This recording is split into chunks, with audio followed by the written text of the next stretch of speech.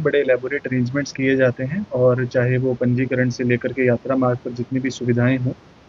ये लंगर सेवाएँ हैं, हमारी भोजनालय हैं, वाटर एटीएम्स हैं, टॉयलेट ब्लॉक्स हैं, आरती की सेवाएँ हैं, चाहे अर्धकुँवारी है, चाहे भवन है, प्रसाद केंद्र हैं, अकोमोडेशन यूनिट्स हैं, सभी की सभी जो सेवाएँ हैं बिल्कुल सुचारू रूप से चल रही हैं और किसी प्रकार की कोई कठिनाई लोग यात्री नहीं फेस कर रहे हैं। और 2 दिन पहले से जो है हमारी हेलीकॉप्टर सेवाएँ जो कुछ समय के लिए स्थगित थीं, उनको भी हमने रिज़्यूम किया है। तो आज के समय में बात करूँ तो सभी सेवाएँ जो हैं यात्रियों को बिल्कुल सुचारू रूप से मिल रही हैं और हमारी कोशिश है कि जितने भी श्रद्धालु हमारी ऑनलाइन सेवाएँ भी हमारी वेबसाइट से बुक कर रहे हैं, उनको भी किसी प्रकार की कठिनाई ना हो और जो वॉक इन काउंटर्स पर भी आ रहे हैं, उनको भी हर तरीके की जो सुविधा है, हम प्रदान कर सकें। सर, इस समय में कुछ अटका आरती को लेकर भी है कि वो फ्री ऑफ द कॉस्ट सुविधा मिल रही है और क्योंकि जिस प्रकार से टेंस माहौल रहा है, तो यात्रियों के नंबर में गिरावट दर्ज की गई है। तो किस प्रकार से आप यात्रियों को मोटिवेट करना चाहेंगे कि वो अधिक से अधिक नंबर में आए और उन सुविधा के फायदे? देखिए जैसा आपने बताया कि पिछले कुछ दिनों में यात्री की संख्याओं में गिरावट आई थी और जैसा हम हालात उन समय में देख रहे थे, तो उन चीज़ों को देखते हुए यात्रा के कम नंबर्स को देखते हुए बोर्ड ने ये फैसला लिया था कि जो अर्धकुँवारी में हमारा गर्भजून आरती दर्शन है और भवन पर अटका आरती की सुविधा जो है वो यात्रियों को निःशुल्क उपलब्ध कराई जाए और ये सेवा आज भी चल रही है और first come first serve basis पर जो भी यात्री सबसे पहले कतार में रहते हैं, उनको ये सुविधा प्रोवाइड की जा रही है बोर्ड की तरफ से। और हमारी आप सभी के ज़रिए यही अपील रहेगी श्रद्धालुओं से कि वो बेफ़िक्र बेडर श्री माता वैष्णो देवी के दर्शनों के लिए आ सकते हैं और बोर्ड के द्वारा जो है सभी सुविधाएँ प्रदान की जा रही हैं। हमारे जो कॉल सेंटर है वो 24/7 अवेलेबल है किसी भी प्रकार की जानकारी के लिए और हमारी वेबसाइट पर एक चैटबॉट शक्ति के नाम से भी अवेलेबल है ताकि अगर कोई सवाल, कोई शक, शंका, कुछ जानकारी यात्री लेना चाहें तो वो उससे भी उपलब्ध कर सकते हैं। सर, किस तरह से प्रयास और किए जा रहे हैं? तो मीडिया का माध्यम तो है ही है, सोशल मीडिया के ज़रिए भी आप कोशिश कर रहे हो कि एक बार दोबारा से पहले की तरह या श्रद्धालु का जो है सैलागमन शुरू हो जाए। लेकिन और कौन-सी मीडियम के ज़रिए आप जो है एक संदेश देना चाहते हैं ताकि पहले की तरह यहाँ पे यात्रा शुरू हो? मैं समझता हूँ कि सबसे पहले तो जी यात्रा माता के बुलावे से जैसा हम कहते हैं होती है और जैसे माता का बुलावा है उसी हिसाब से यात्रा चलती है। उसके अलावा कटरा में बहुत सारे ऐसे स्टेक होल्डर्स हैं जिनके एक कंबाइंड एफर्ट से ही जो है यात्रा आज इस स्टेज पर पहुँची है कि हम बात करते हैं कि अच्छी यात्रा, अच्छी संख्या में यात्रा पिछले कई सालों से आ रही है। उसके अंदर कटरा के बहुत सारे शहरदार हैं, हमारी टूर ट्रैवल एसोसिएशंस हैं, डिपार्टमेंट ऑफ टूरिज़्म है, डिस्ट्रिक्ट एडमिनिस्ट्रेशन है, हमारे ट्रांसपोर्टर्स हैं जो इन सारी यात्रा सेवाओं को यात्री सेवाएँ दे रहे हैं लोगों को। तो मैं समझता हूँ हम सभी के जो कंसिस्टेंट एफर्ट्स हैं, कंसिस्टेंट प्रयास हैं, बहुत सारे हम देख रहे थे कि पिछले कुछ दिनों में जो कटरा के इम्पोर्टेंट स्टेक होल्डर्स हैं, उन्होंने भी यात्रियों से अपील की है कि वो अपनी जो है यात्रा को दोबारा प्लान कर सकते हैं। हमारे यातायात के साधन सारे रिज़्यूम हो चुके हैं, जम्मू एयरपोर्ट की सर्विसेज़ फंक्शनल हैं, ट्रेन की सेवाएँ नॉर्मल चल रही हैं। बाय रोड भी जो यात्री पहुँच रहे थे, विभिन्न सेवाएँ वो भी रिज़्यूम हो चुकी हैं। तो मैं अज़्यूम करता हूँ कि अगर एक पॉज़िटिव माहौल, एक पॉज़िटिव वातावरण कटरा की तरफ से एक पॉज़िटिव मैसेज देश दुनिया में जाता है, तो मैं समझता हूँ ज़रूर यात्री वापस से उस यात्रा को प्लान करेंगे। ख़ास करके इन दिनों में क्योंकि ये पीक सीज़न जिसको हम कहते हैं मई और जून का महीना हमारा रहता है और भारी संख्या में यात्री आते हैं, तो हम उम्मीद करते हैं और माता रानी के आशीर्वाद से कि आगे आने वाले दिनों में यात्री संख्या बेहतर सर, गर्मी का असर काफ़ी ज़्यादा है। इन दिनों में आपको पता होगा पीक सीज़न होता है। तो जब श्रद्धालु यहाँ पर पहुँचते हैं, वो गर्मी से तो काफ़ी ज़्यादा शाही बोर्ड किस तरीके से वो अरेंजमेंट कर रहा है कि जो श्रद्धालु यहाँ पर पहुँचे तो गर्मी में उनको पूरी तरीके से देखिए ऐसा है कि क्यू मैनेजमेंट एक इम्पॉर्टेंट जो है फीडबैक था हमारे पास पिछले दिनों में, ख़ास करके गर्मी के दिनों में जैसा आपने कहा। तो अब हमने जो है पंजीकरण के केंद्रों की संख्या बढ़ाकर के तकरीबन 45 कर दिए, 45 काउंटर्स हैं जहाँ पर यात्री रजिस्टर करके अपना आरएफआईडी कार्ड ले सकते हैं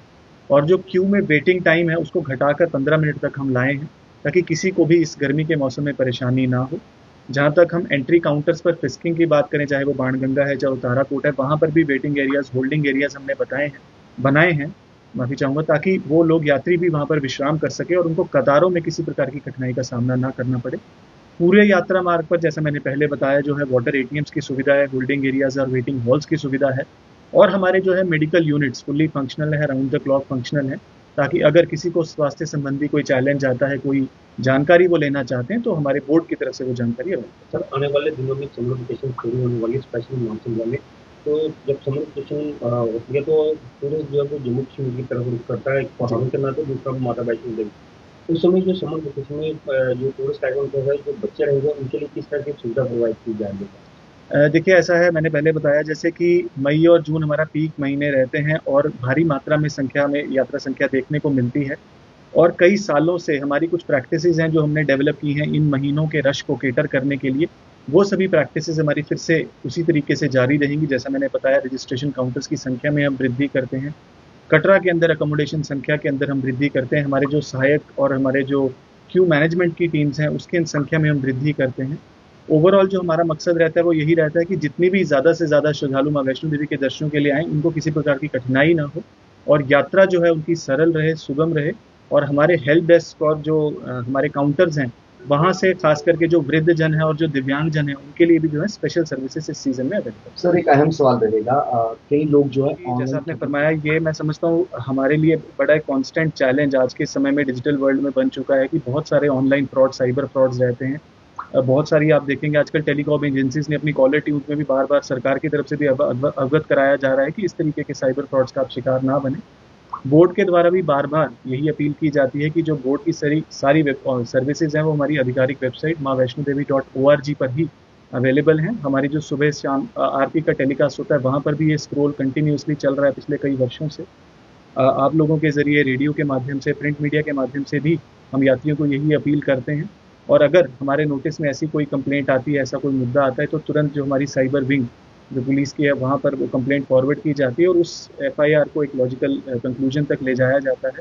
बट बहरहाल हमारी अपील आप लोगों के ज़रिए यही रहेगी लोगों को कि जो हमारी आधिकारिक वेबसाइट है वहीं से जो है अपनी सेवाएं बुक करें। और अगर कोई शक शंका हो तो हमारे वो कॉल सेंटर में, जिसकी नंबर्स हमारी वेबसाइट पर अवेलेबल है, वहाँ सर कंफर्मेशन ले सकते हैं अगर उनको किसी प्रकार का डाउट हो किसी भी वेबसाइट या किसी भी लिंक की ऑथेंटिसिटी। और सर कहा जाए तो पिछले कुछ दिनों से जो लोगों में डर कम होता है, तो अगर सुरक्षा की बात की जाए तो शायद वो किस तरीके से जो श्रद्धालुओं की सुरक्षा की जा सकता है। देखिए, ऐसा है, मैं समझता हूँ पूरे जम्मू कश्मीर के लिए हमारी सरकार के और प्रशासन की तरफ से कई सारी स्टेटमेंट्स पिछले कुछ दिनों में आई हैं, अगर हमने ध्यान से देखें। और उन्होंने एक आश्वासन सभी को दिया है, ना केवल यात्रियों को बल्कि टूरिस्ट को भी।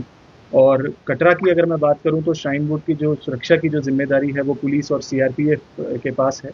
और हमारी तरफ से भी और जो माननीय अध्यक्ष महोदय हैं उनकी तरफ से कई सारी रिव्यू मीटिंग्स उनके साथ की गई हैं, सिक्योरिटी रिव्यूज़ किए गए हैं। और हमारी यही कोशिश है कि बेहतर से बेहतरीन सुरक्षा इंतज़ाम सभी यात्रियों को दिया जाए, ना केवल कटरा में बल्कि पूरे यात्रा मार्ग पर। और मुझे पूरा विश्वास है कि जो हमारी सिक्योरिटी फोर्सेज हैं वो उसी तरीके से मुस्तैद हैं, उसी तरीके से तैनात हैं जैसे कि हमारा हर साल प्रयास रहता है, खास करके ऐसे भीड़ भाड़ के दिनों में। उसके अलावा हमने बहुत सारी टेक्नोलॉजी के ज़रिए ऑगमेंटेशंस की हैं सर्विलेंस सिस्टम्स में। Integrated command and control centre को एक्टिवेट किया है जिसके अंदर 700 कैमरास का लाइव सीसीटीवी फीड हमारे सुरक्षा बल देख रहे हैं, ताकि किसी प्रकार की जो अगर कोई ऐसी मूवमेंट नज़र आती है तो उसके ऊपर तुरंत कार्रवाई की जा सके और क्राउड मैनेजमेंट में भी वो लाभकारी हो। उसके अलावा भी जो सिक्योरिटी इक्विपमेंट को काफ़ी मॉडर्नाइज किया गया है, अपग्रेड किया गया है, और ये हमारा एक कांस्टेंट प्रयास है। तो मैं समझता हूँ कि माता रानी के आशीर्वाद से आगे आने वाले समय में हम देखेंगे कि इन सभी चीज़ों का हमें काफ़ी फ़ायदा मिलेगा और यात्री भारी से भारी संख्या में पहुँचने की कोशिश करेंगे। Thank you.